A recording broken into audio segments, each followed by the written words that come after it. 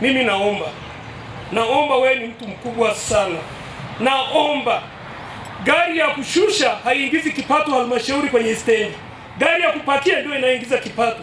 Angalau tushushiwe kituo ile ya samani ya Njake na kituo cha hata ikibidi stendi, lakini wakupakia wasimpakie, angalau tushushiwe tu, kwa sababu tumechoka pale. Hapa nauli sasa hivi ni 3000 mpaka 4000, bado ukifika pale unalipa tena bodaboda 3000 2000. Naomba ili tujali hata ushuru wako wa halmashauri, tushushiwe tu, na kupakia wasitupakie, tushushiwe stendi, kupakia tutaenda kupanda stendi. Asante mheshimiwa. Ili ukweli ni hesabu tu zinakosea, lakini kwa hali ya kawaida wataalamu hivi, na hii mwanzo kwenye kampeni tulitumia.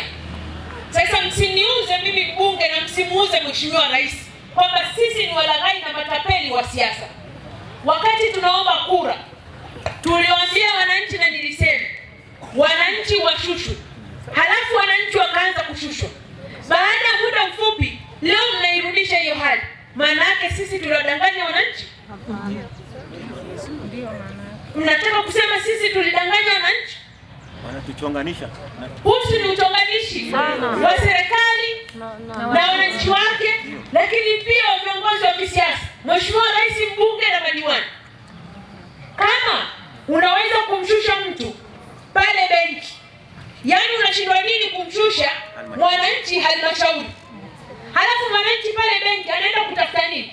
Akali nyama Capricorn. Huduma ya halmashauri ambao wananchi wengi wanaitegemea, huduma ya TANESCO wananchi wanaitegemea, huduma kwa mkuu wa wilaya wananchi wanaitegemea, iko pale Njake kituo. Sawa. Nipelekee rais au tusubiri rais aje hapa anyanyuliwe mabango tuanze kukimbizana kuficha mabango? Hapana.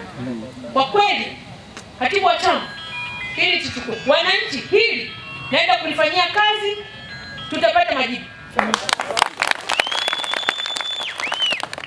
Baada ya kusema haya, serikali yenu inawapenda sana, watumishi hao ni wasikivu sana.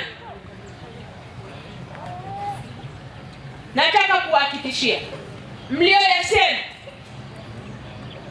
ninaenda kushirikiana nao, yale magumu kwao naenda kukimbizana nayo, kuendelea kupambana ili watumishi hao wapate fedha waweze kufanya kazi vizuri.